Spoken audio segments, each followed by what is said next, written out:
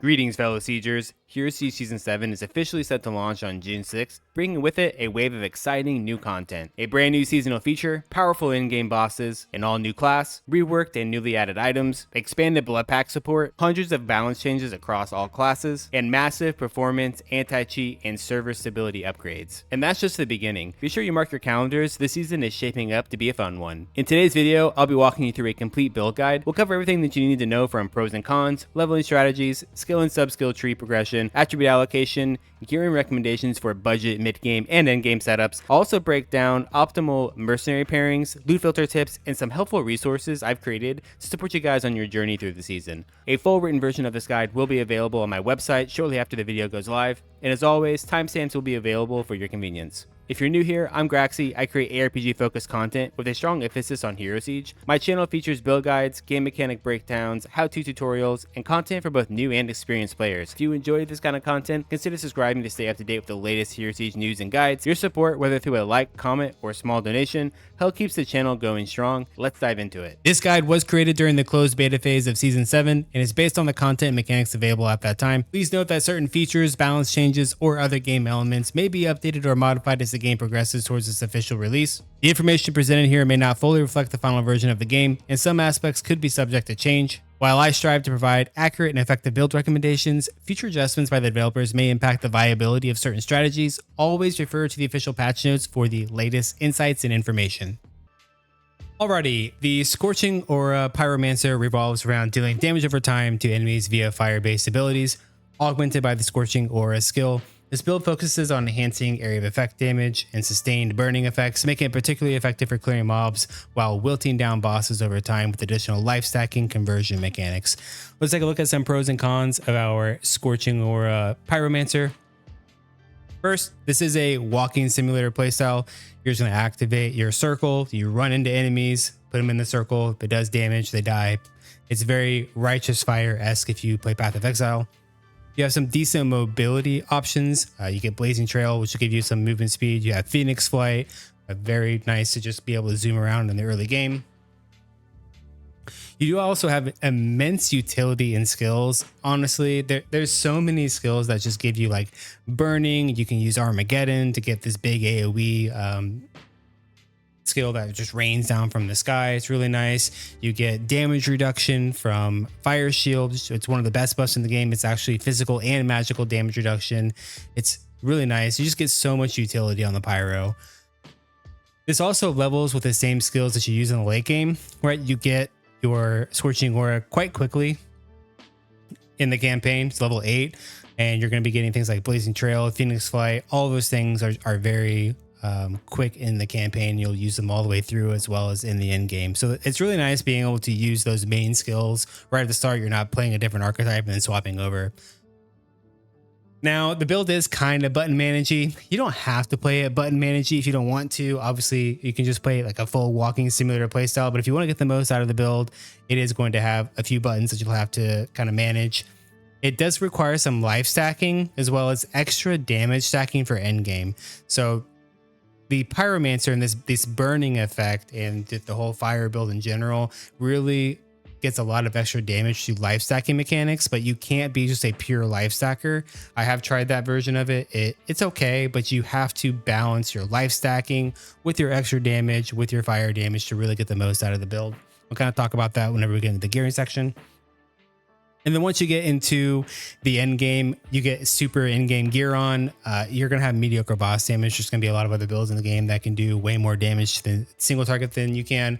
But you are going to have a very good life pool. You're going to have a lot of damage reduction, and your bossing potential is still going to destroy bosses. It's just not going to be, you're going to kill a boss in 3 seconds instead of killing a boss in 1 second. So, okay, let's talk about some skill trees and how we're going to level the build. We don't gain access to Scorching Aura until level 8, so we're going to have to use a different skill for that. I prefer going Breath of Fire until level 8. You can go Fireball, you could use Fire Enchant, you go Blazing Trail, do whatever you want. Just get to level 8 so that we get our Scorching Aura. Just dump all of your points into Breath of Fire. This is a line ability, just burn enemies with it. At level 8, we do that respec. Make sure you put 1 point into Blazing Trail and 1 point into Phoenix Flight. These are going to be good for movement and some auxiliary damage. So we're going to dump all of our points into Scorching Aura just to give it as much base damage as we can. Be sure that you are looking out for fire skill damage on items this early, so really help beef up the damage of the skill. Now level 16, you're going to put 1 point into Ignite, and then the rest you'll continue pumping into Scorching Aura. At level 24, we're going to put 1 point into Fire Shield. This is a damage reduction buff. You can skip this if you want. At this point in the game, you don't really have a whole lot of plus skills, so the value that you get out of the Fire Shield is not going to be as great in the early game as it will be later on. It's completely up to you. If you just want to add it now, you can. Make sure you max your Scorching Aura, and then you'll pump the rest into Fiery Presence. This is a increased fire skill damage multiplier. This is different than skill synergies. So Scorching Aura does have its synergies. These are increased damage versus the actual passive here is a more damage multiplier. So that's why we're going to be dumping into this skill, even though it's technically not a synergy for Scorching Aura. Now at level 40 is when we do get our augment. So make sure that you put your augment in the sub skill tree. We will be talking about the sub skill trees right after this if you're not sure what those are. But from here, you're just going to continue maxing that fiery presence. Level 70, same thing. We're going to continue maxing fiery presence, and then we're just going to start pumping our points into things like Blazing Trail, just get some additional damage on Scorching Aura, and then our Phoenix Shield. So Blazing Trail is going to have the highest damage synergy. So we're going to start with the highest and work our way down. You can also, if you would like to, put 1 point in Armageddon. This skill is kind of cool, right? You get some big AoE, they fire rains down everywhere. I feel like it doesn't really do a whole lot just for a 1 point wonder. But if you just want some extra damage, go for it. And then lastly, at level 100, here's our final tree. We're going to max Scorching Aura, max Fiery Presence, max Blazing Trail, max your Phoenix Flight, put 1 point into Ignite, 1 point into Fire Nova, and then the rest you're going to pump into Fire Shield. At this point, you can also put that 1 point into Armageddon. We do have a skill tree for it if you would like to run it. I personally don't typically run it. I just don't like all the extra button management, but it will give you some damage if you're trying to clear out a little bit better, right? Okay.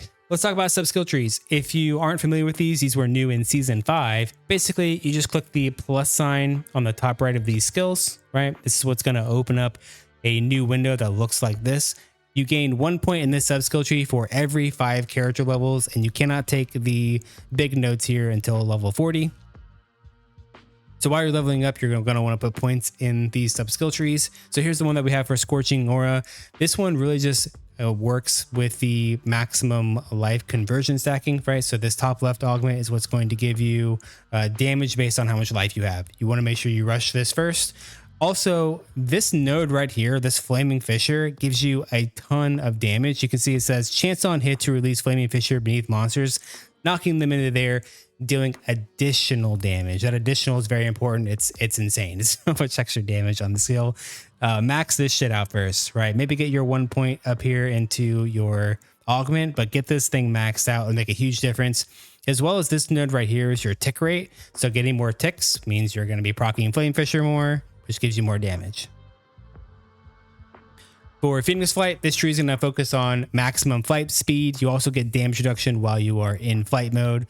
You also get a fire damage buff for Scorching Aura after you crash into enemies. So use this to move around with. Blazing Trail, this is going to focus on giving you a big movement speed buff while it's active. It will also slow enemies by 75%. So if you have some like fast boys running around you, you can run into them. This gives you phasing. So you can pop your Blazing Trail, run into them. They'll get super slowed and they just melt down. It's really cool. For Fire Nova, this is the tree that we're going to work towards. This will pull monsters in. That will help you manage, big packs. It'll push them into your aura or keep them in there. We also have Comet. This is really up to you. Comet, we are only really using once you get a Saint Houdini's. It is an angelic wand, because on the wand, whenever you kill monsters, you have a chance to proc your Comet. It will proc the sub-skill version of that skill. I like this one. It creates a bunch of screen clutter. I find it hilarious. You can use a different one if you would like to, but we're only using Comet just for the additional screen clutter. And then for Armageddon, if you want to use Armageddon, you can kind of go whatever you want here. This is what I went with. This makes the Armageddon follow you around and gives you the most amount of projectiles on it. Now, a quick pro tip. While you're leveling, you can use your second loadout in your skill tree specifically for movement. So you'll simply change Scorching Aura and Blazing Trail to these sub skill trees. This is going to give you a 135 movement speed buff during your Blazing Trail. That's a lot. So you'll be able to Phoenix Flight, and then if you get stuck, you can hit your Blazing Trail and just kind of zoom through monsters. So this is really nice to have in your second loadout while you're just trying to traverse through the campaign. Okay, next, let's talk about attribute allocation. So very early in the game, you don't have a whole lot of mana. So getting a couple points into mana can make the build feel a little bit better while you're in Breath of Fire. Once you hit Scorching Aura, you don't really need that much energy to feel good, right? Because you're kind of just running into things. So we're going to go 2 points into Intelligence, 2 points in Vitality. This will give you enough damage to kill monsters while having enough Vitality, enough life to stay alive. Once you hit the mid game, you are going to swap out from this. Try to get all Intelligence. At this point, it kind of depends on your gear too. You could go all Vitality if you have some other life stacking gear. This could be a situation where you actually get more damage out of the life stack than you do the Intelligence. But generally speaking, if you're picking up a lot of the mid game items that have a lot of like fire damage and extra damage to burning monsters and those sorts of things on them, they're not going to have a lot of life with them. So generally speaking, your life is a little bit lower, and you can just stack Intelligence to get more damage out of it that way, because you are beefing up the extra damage, and you're beefing up your magic skill damage and the base damage of the skill. You don't really have a huge life pool, right? Same thing applies to the end game with life stack gear. You can either go all Vitality, or you can go 50-50 Vitality between, or 50-50 split between Vitality and Intelligence. Once you start getting into the end game, you have a bit more freedom with what you can wear. We'll kind of talk about that whenever we get to the end game and show you our different gearing setups. Okay, so for gearing, we have a ton of different sections here. We have levels 1 through 100. We have budget gear, mid-game gear, end-game gear. This is all available in the written guide that's available on the website. I am going to kind of skim through these to give you an idea of what we're looking for. But honestly, this part here is really just designed to give you workable suggestions on what gear to acquire at different stages of the game. For leveling specifically, we aren't going to be looking for any specific satanics, right? If you drop satanics that make sense for your build, by all means, you can pick those up. But I cannot guarantee that you're going to get any specific satanic, nor am I going to tell you to go and farm out for a specific satanic. That's a waste of your time. Just play the game. If you drop some and they work for the build, fantastic. If not, no worries, no harm, no foul. This guide is not designed to make you need them. Now, rune words, you're going to get the runes guaranteed, right? Because you can prospect runes to drop them down a level. If you do your Act 1 quests, you get a ton of runes from your Act 1 quests. Really, the only thing that you're looking for here is the rune word bases. That's going to be the hardest thing to look out for. So we will talk about some different ones that we can get here while we're leveling. But generally speaking, whenever you're going through the game, you want to look for normal through mythic items that have specific affixes on them. So things like fire skills, all skills, fire skill damage, magic skill damage, movement speed, cast rate, life and mana on kill for sustain, intelligence. Intelligence will also give you magic skill damage, so you get damage from that as well. Things like energy and mana, all these are important to find on your items. I would also say that a big one for the life stacker would actually just be life, right? Life and life percent is quite important, because you do have that life to damage conversion. But there are some rune words that you can look out for. Things like Sky Song, Revelation. Both of these can be, very cheap, very easy to get. Same for Shield, Sky Song, Divine Contemplation, very easy to get. For helmets, Scholar. For chests, you can go with Moltening. This thing is insane. You get up to 4 skills. You get fire skill damage. You get pen, life on kill. Very nice chest. This is new in Season 7. It's called Fog. This will give you up to 40% all resistance. That's crazy for only a Hell and a Fel. I would imagine that's probably around like level 30, give or take, based on the runes. So 40 res early on in combination with like the Divine Contemplation. This can really help you cap your res out early. Otherwise, if you feel good on resistances, you can also go Shadow. This will give you a bunch of movement speed to be able to get through the zones a little bit faster. Gloves, just looking for any affix-based ones. For boots, Quick Steps is probably what you're going to get into. These are going to provide the most amount of movement speed. The rest of it doesn't really do much for you, but you can make Quick Steps as early as level 31. And then Ghosts will be your better option if you get lucky and find a Mal or higher. I wouldn't necessarily recommend dropping down a Vex rune into a Mal, but if you find a Mal or a Goal, by all means, make ghosts. These are fantastic. These will give you movement phasing, which will let you just basically walk through enemies. You get that with Blazing Trail, but you don't always have Blazing Trail up. Belt's just looking for any mythics. Rings just looking for any mythics. Amulets just looking for any mythics. And then for charms, people kind of miss out on. There's a lot that you can get on charms. Things like fire skill damage, magic skill damage, resistances, life percent. You can get all of your sustained, you can get attributes, you can get all sorts of things. Enhanced defense is also another really big one that I don't see people take advantage of early. Defense in this game is dodge, right? I get people all the time that are like, I get 2-shot by things. Well, you wouldn't get 2-shot if you just didn't get hit, right? So defense can also be a very nice thing to get early on. Okay. Let's talk about our budget gear. So once we hit level 100, there's really no best in slot gear at this point. A lot of these items that are listed here, you could swap them out with good mythics. Like you could find a ring that has, +3 fire skills on it with some faster cast rate. That could be much better than maybe the options that are available here. So definitely take a look at that. But I do have a bunch of different gear setups that are in the written guide available on the website. And we will also show some example setups that you could run. So for weapons, once again, Skysong, Divinity, Revelation, we kind of saw these while we were leveling, but now we're going to be looking for better bases. So we can find bases that have intelligence per level, skills on them, make a better version of that. For offhands, we have Skysong, Divine Contemplation, Iron Giant Shield, Suomi, Flame Ward. All of these can be great options. It really just kind of depends on what you're looking for and what drops. Sumis are generally a little bit expensive early on just because they can provide a lot of juice, but they get cheap pretty quickly. Overall, any of these will serve you just well. Now, there is one more listed at the bottom, Crematorium's Pledge. This thing is insane. You get up to 2 skills on it. This one's just made on a +5 base, but this gives you up to 60% extra damage to burning monsters.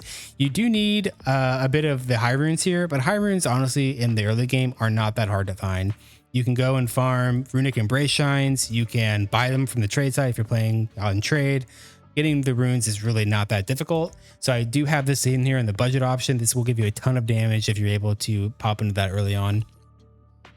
For helmets, ton of options here. Burning Gaze is cracked, right? You get up to 4 skills, the faster cast rate, up to 20% fire skill damage, and up to 35% pen. There is a unique charm that's an SS tier charm in the game. It's called a Solar Charm.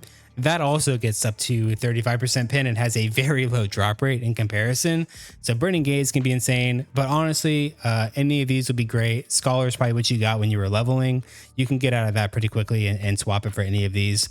Also, if you find a Delirium base that has some skills on it, that's just even more damage, right? So you get up to 13 skills on a Delirium. For chest pieces, a lot of these can be good options. Moltening's probably what you want to go for. It's going to provide, the most juice early on. But you could also get things like Heaven's Might. If you luck into a good Heaven's Might, that can carry you for quite a while. If you need resistances still, Gladstone Goose can provide up to 52% all resistance, as well as you get some damage reduction. But really, any of these would be just fine. If you get any of these with sockets on them, you'll probably want to put perfect rubies in them for fire skill damage. Flat fire skill damage is just so strong. I don't see enough people using that in their gear early on. It provides a lot of damage for casters.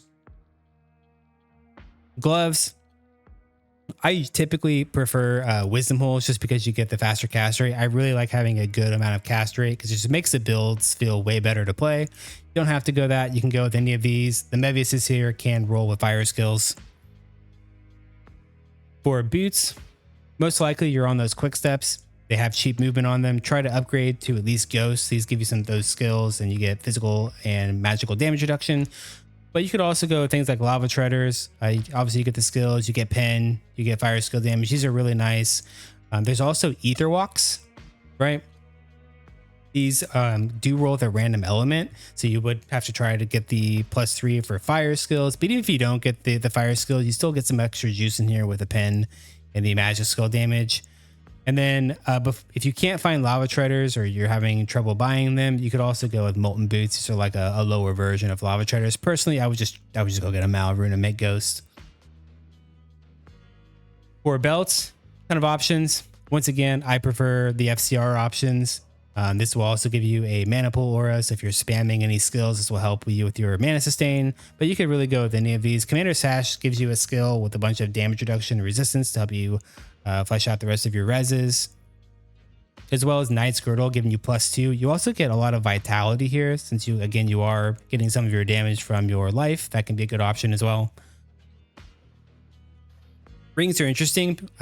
They've gotten a lot of buffs in the rings this season. Kodo Wedding Bands can go up to +2 skills now, and you get it 415 life with up to 40% movement speed. These can be really, really nice because you're kind of double dipping into the skills, get the base damage, and you're getting the life, which will give you the conversion for damage. So those are really nice. Iron Ring with Prometheus will give you 20% FCR. You also get a bunch of magic skill damage and magic find. Satanic Eyes, if you're having trouble with your resistances, maybe popping one of these on can help you fix those. And then Ring of Talos also got a little bit of a buff. You can get up to 200 life on it and your % increased life. So if you can't get into the Kodos, the Ring of Talos is going to be an option before that. Also, Mythic Rings. You can get a bunch of skills on Mythic Rings. You can get life. You can get all sorts of things on your Mythic Rings. Amulets. All Seeing Eye. 3 skills, up to 50% magic find.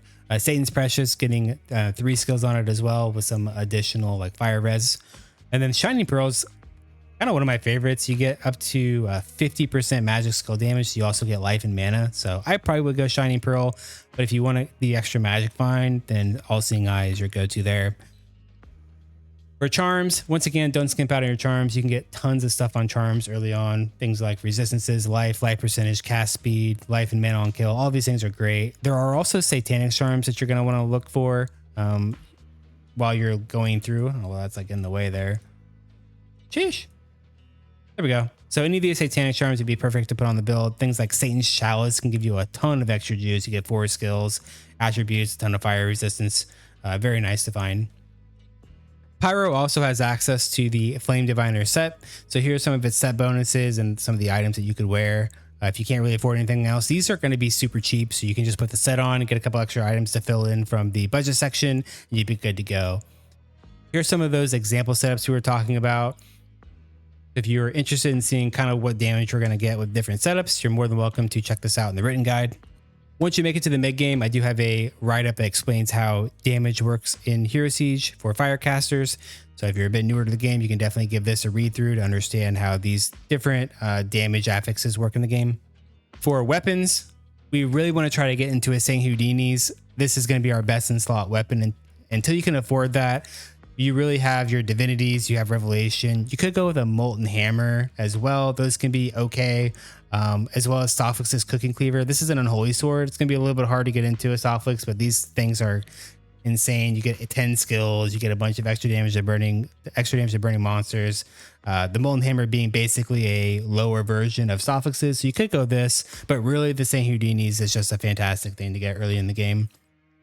For offhands, Crematorium's Pledge. Once again, this thing is just crazy. Try and make one on a skiller base. You'll get 7 skills. You'll get a bunch of extra damage to burning monsters. We really want to try and stack up that extra damage, as well as you get 10% life and a bunch of all res. Really nice shield. For helmets, Side of the Gods can give you a source of teleport for the build, but there's definitely some other options here.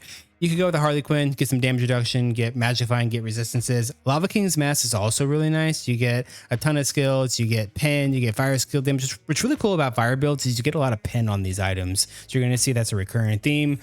Sheep King's Crown is now an Inferno only drop. So if you're playing in trade or you have access to Inferno, you could farm one of these out. It is a good helmet. Personally, I'd probably just stick on one of these. Now, new into Season 7 is Dragon Knight's helmet. This thing is insane, right? You get up to 3 skills. You get some extra damage to burning monsters. You get pen. You get fire skill damage. Very, very good for the build. And you have 4 sockets. If you happen to farm Gabriel and drop his helmet, you could wear that as well. For chests, Mus's is really good. It's got everything that you need. You get the extra damage. You really want to get these extra damages on the items. It makes such a big difference in the overall damage of the build. You also get pen, you get fire skill damage, you get all res, you have 4 sockets here. Beautiful. Gem King's Garb is fucking cracked on this build because you have the life to damage conversion. So the Gem King's Garb for the fire variant gives you a 60% increased life roll, which is great, right? You also get another 60 vitality on top of that, and you get fire skill damage, right? Very, very strong chest. Definitely recommend that. And then if you have access to Inferno or you're in trade for the auction house, once again, Sheep King's Hide can be a good option. For gloves, Grasp of the Phoenix, really nothing better here until we get to the end game. Autos is probably better, but yeah, Grasp of the Phoenix is what you're going to want to get.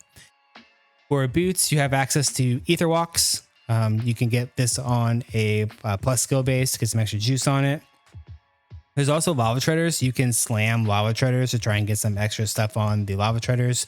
But ultimately, you're going to want to try and farm out Scorching Roamers. These things are new in Season 6. These come from the Rogue Chaos Tower in the Codex of Chaos, right? You have a chance of getting a Rogue Chaos Tower in there. And on Hell 5, they, I believe, have a 100% chance. It could be 80%, I can't remember. But they can draw from Hell 5. So you will want to blast these. You do get up to 50% extra damage to burning monsters with 8 skills, right? You get magic skill damage, you get fire skill. Sorry, the magic skill damage is actually coming from my sockets, but you get fire skill damage, you get fire skill flat. Absolutely insane boots for the build. You will want to get them. For belts, a soul burn. You get this soul burn proc here. This is going to give you a ton of extra damage, which makes this belt so damn good. But you also get fire skills. You get the extra damage of burning. You get pen. You get so much damn pen on this build. It's crazy. You only need 100%, so that could definitely make you do some different item options just based on how much penetration you're getting from certain gear. Oops. For rings, your boss rings are in Inferno difficulty. Again, if you have access to Inferno, by all means, go farm out Hellfire Halos. Very, very good for the build. If you get super lucky and find a St. Aaron's or buy a St. Aaron's, that could be really good as well. Mirror that with a Recool ring. You also, once again, if you drop an Azazels or can afford an Azazels, you'll have to go farm out a Satan's Soul Gem. This can also be a very good option. However, you're most likely going to be stuck with your your satanic rings. So you can slam your satanic rings, especially those Kodos. You can get like a socket on a Kodos and throw a pristine ruby in it for the fire skill damage. That could be a really good option. Also, if you can farm Luna in Hell 5, she can drop this Emblem of the Daemon. This will give you 2 skills as well as up to 30% extra damage to burning monsters, which is a really solid ring. Once again, you can get a Recool ring to mirror. Recool is going to be much easier to get to this season, as the Coliseum fragments can drop from the new season mechanic, as well as they buffed how you get them in the actual Chaos Tower. So you're going to be able to farm Recool is much easier. For amulets, Philosopher's Stone can give you a ton of reds if you're still having res problems. This was actually buffed. This is plus 5 skills now. Pendant of Eternity is really nice for just being able to zoom around, because you do get this Venerated one proc, giving you 56% faster cast rate, as well as a 20% on top of that. And you also get magic skill damage. This is really good for just being able to maneuver through the maps quicker. Thos Agony comes from Amon-Ra. This has been reworked for Season 7. You can see that we have Intelligence is converted into magic skill damage. Right, we also have intelligence on the item. We also have up to 3 skills, and it has a socket that you could put like Chaos Gem or whatever you want to into it. If you're farming for Uber Gabriel, you're probably farming Uber Damien. Uber Damien can drop these 3 Theos Falls. You could get some crazy things on here. These red affixes here change every single time, so who knows? Maybe you get like +3 with fire skills with some extra attributes. Something like that could be pretty crazy, since the attributes will double dip. Also, Endrixia has a new helmet. This can be an okay pick. You get up to 5 fire skills on it, as well as you get that intelligence to magic skill damage conversion. So this can be a decent option if you're able to farm Endrixia in Ruby Gardens. For charms, a ton of charms that you can get at this point in the game. I have all of them listed here, as well as there's some additional ones if you scroll down. There's a new item from Endrixia. This can be dropped in Hell difficulty. So this will give you a ton of magic skill damage with a socket on it, as well as you get an execute on the charm. Otherwise, things like Gas Canister, you can get some skills on there. If you're still having trouble with pen, you can get some minus enemy fire resistance.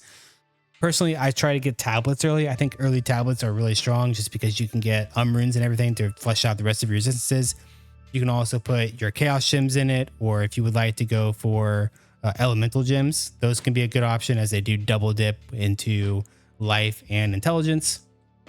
I'll also mention that chaos gems have been nerfed in season 7. They only provide 10 intelligence and 10 magic skill damage versus their previous 2010. So this does make the elemental gems maybe a little bit more appealing, but I probably still would go the chaos gems. Also really important in your charms, Lilith's Wrath. This gives you up to 10% extra damage to burning monsters. This is a big damage multiplier. Now, once you move into the end game, there's a lot of different variables to consider. There's a lot of different gearing that you can do here. I'm going to show you some of my setups, but you know, there are satanic crystals that you can use to slam gear in the games, which can obviously make things much more cracked than what I have here. I have none of my stuff has been slammed. So ultimately the best build here is going to be the one that works for you. So for our AoE setup, we do want to switch into autos. Autos is just absolutely cracked. We do both life stacking and int. So you can see that this version I have Ethereals on with a bunch of jaws in.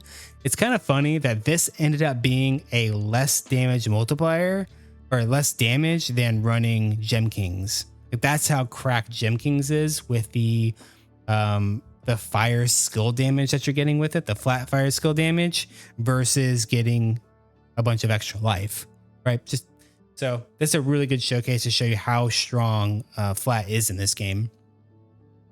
Then we have our single target, same situation. You can see, I might zoom in a little bit here. The single, not insane, right? It's not absolutely insane, but that's more than enough to do any bossing in the game that you need to do. For relics, any of these options are totally fine, right? Holy Bible, Triforce, Lost Wand, Magic Mushroom, pretty staple items in Hero Siege for relics. You could swap out this Triforce for something else. You don't get 30 res on it. There's not an updated version of this. You only get 10% on Triforce now. So you could swap this out for like Cake, which gives you 20% life. That can give you some extra damage.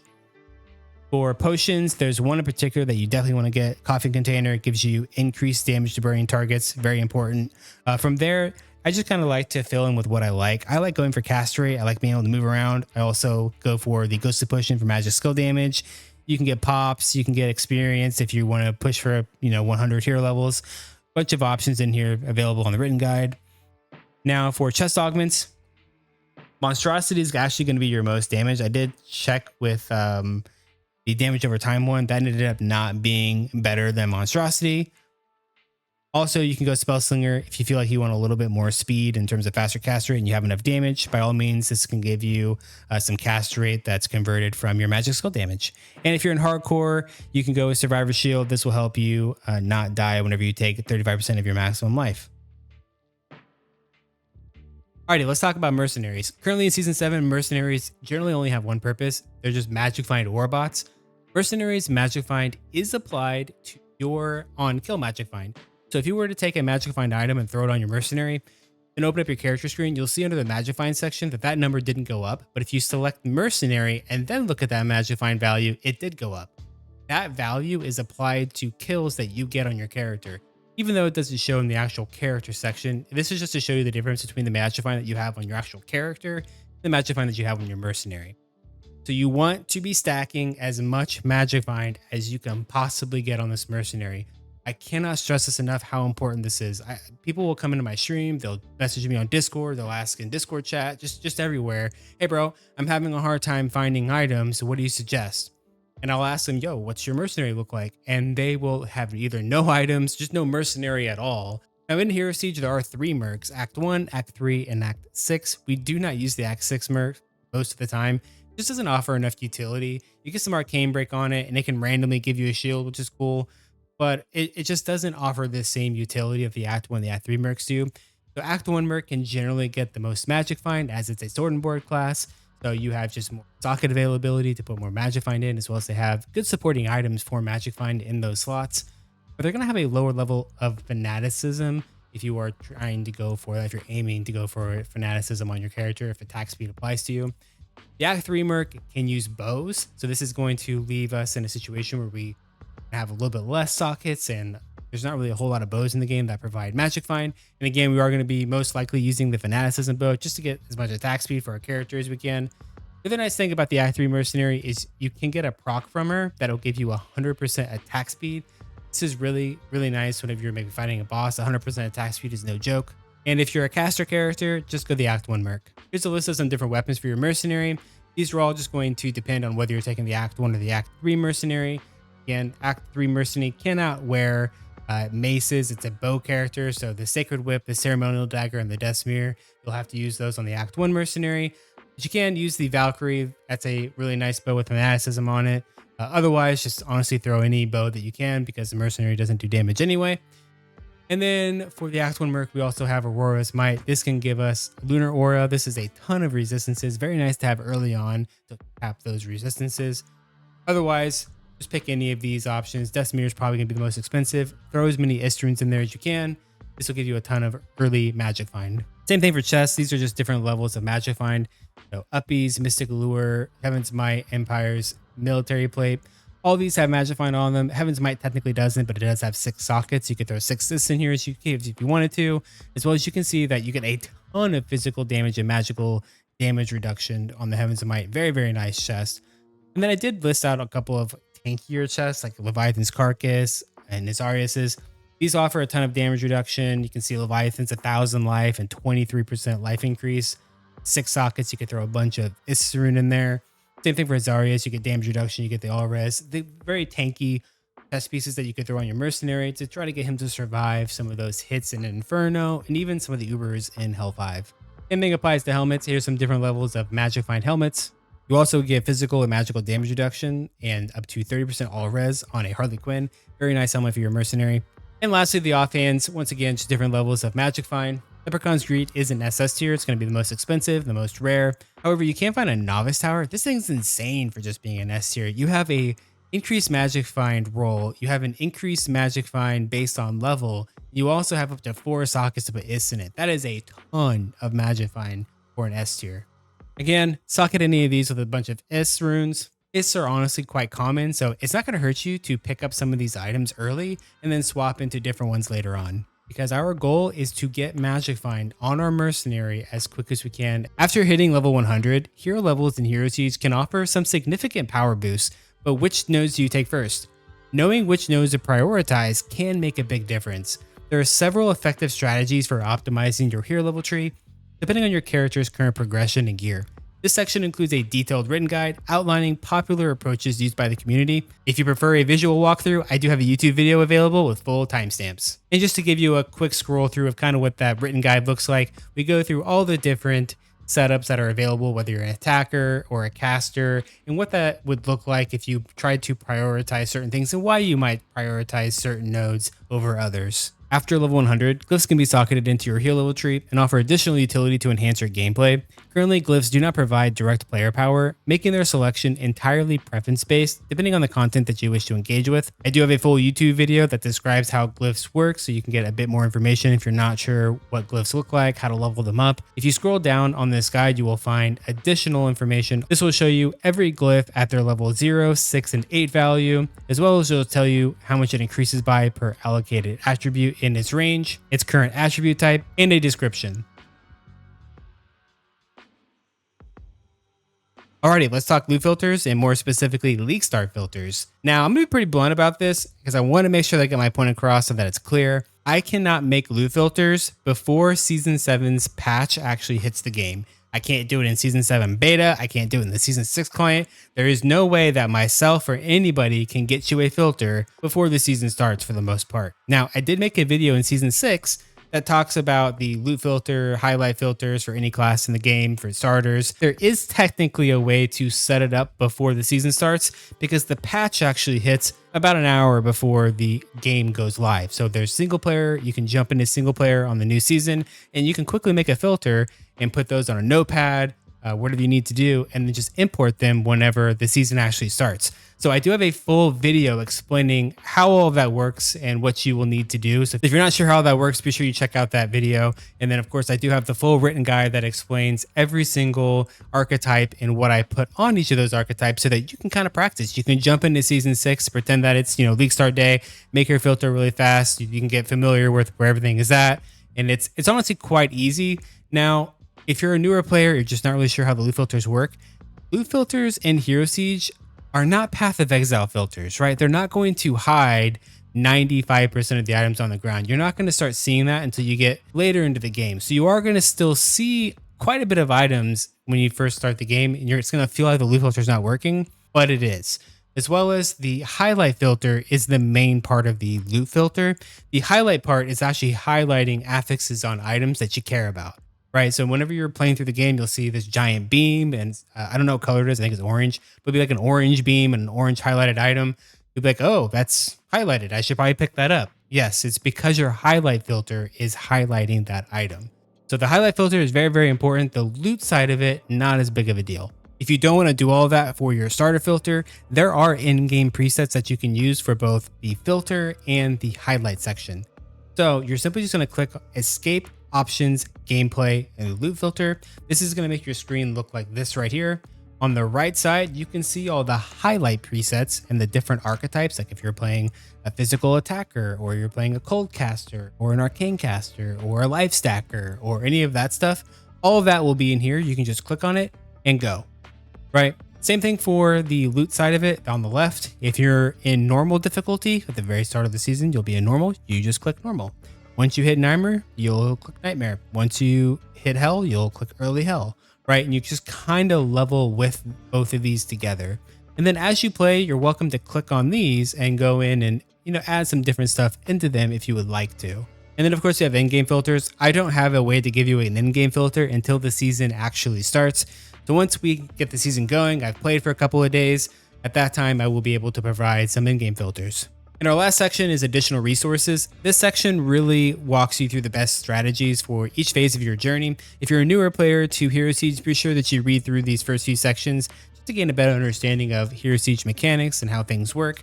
And also check this section a couple of times before season starts, as I do plan to add some things to it. First up is our beginner guide. If you're newer to Hero Siege, I have a 2.5-hour video that goes through all of the basics from making a character and installing the game to how Ubers work. Be sure you check that video out. There are a few things that you need to know before you get started, like equipping your companion. Everyone gets one of these for free. Be sure you set up your highlight filter. In the video, I do have a full section on the highlight filter. Configure any controls. Here's currently my settings if you would like to copy what mine looks like. I also suggest that you change your minimap hotkey to tab. This will make your minimap overlay permanent, like D2 or Path of Exile, instead of it being something that you have to constantly press. Swap your game to 60 FPS. Even if you have an insane PC, trust me, you're not going to see a difference in your frames, but your performance will be much better. And in order to assign skills, you actually click on the right click skill, and that will open up a menu to assign your skills. Now, there are no required quests in Hero Siege. I do, however, recommend that you complete your Act 1 normal quests. Those are going to give you a mid rune, a ton of the lower runes, a movement speed charm, and a movement speed potion. These are all really nice to have while you're leveling up, especially for being just Act 1 normal. The same thing will happen in Act 1 Nightmare. You'll get up to a Vex rune, as well as a bunch of low runes. And then once you get into Act 1 Hell, you'll get a few mid runes. Same thing for Act 2 Hell, and Act 3 Hell is when you will actually get your first high rune. So those are the quests that I recommend that you complete. In Hero Siege, there's additive damage and skill damage. Additive damage is weapon damage. It is damage that you're gaining when your weapon physically hits an enemy or strikes an enemy. This can be from a ranged weapon, a wand, a sword. It doesn't matter. It's your weapon physically striking a monster is additive damage. It is not multiplicative damage. Skill damage, however, is multiplicative damage. It is giving your skill base damage. So to give you an example of this, there's a skill in Hero Siege called Lightning Fury. It's quite common in a lot of ARPGs. You basically take your big hammer, you strike a mob with it, and a bunch of lightning goes out everywhere and chains to a bunch of monsters. If you had both additive lightning damage and lightning skill damage, The additive lightning damage would be affected when your weapon struck the monster, right? And then the skill damage would be affecting the lightning's damage. So there's two different instances of damage that's happening on that strike. Generally speaking, additive damage is great early game, absolutely terrible in the end game because there's no way to scale it. And skill damage is a little less effective early, but becomes very, very potent as you level through the game and as you get into the end game. If you haven't checked out the Season 7 patch notes, that is available in here. There is an official Hero Siege wiki that's launched recently. This has a ton of information. There's a link to that. Now, once you hit level 100, I do have a section here talking about the early game, giving you progression tips and tricks, because a lot of people are expecting, some mapping system or monolith system, or they're expecting to go somewhere and do repeatable content. And Hero Siege doesn't directly work that way. It has a bit of a different system. So this talks about that system a bit in video form, or I do have the full written guide available here. You can read through all of it to get an idea of what we should be doing in order to progress that early game. Be sure you bookmark the Hero Siege helper website. This has an absolute ton of information in it that's very accessible. I use it all the time if I need to know, I don't know, like what key goes to what dungeon. I'll just pop this up really quickly and it helps you find that. Here is a YouTube video that talks about this entire website and everything that it offers. He has updated it, I think, a couple of times since the last time I reviewed it. There might be a couple of things here and there that are extra, but very, very good website. Be sure you bookmark it. And that wraps up this build guide. I hope it helps you get the most out of your Hero Siege experience this season. Whether you're pushing through the early levels or tackling the end game, this setup should give you a solid foundation to build from. If you found this guide helpful, please consider leaving a like and sharing it with others in the community. Drop any questions, feedback, or build suggestions in the comments below. I always enjoy hearing from you guys and helping where I can. I'll also be streaming live on Twitch at twitch.tv/Graxy_TV. You can come check me out there, ask me any questions. Would love to see you. Don't forget to check the description for the full written guide and any additional resources mentioned in the video. And if you'd like to support the channel, even a small donation goes a long way in helping me continue creating quality Hero Siege content. If you haven't already, hit that subscribe button, turn on the notifications so you don't miss any future guides, updates, or seasonal news. Thanks for watching, and as always, happy sieging.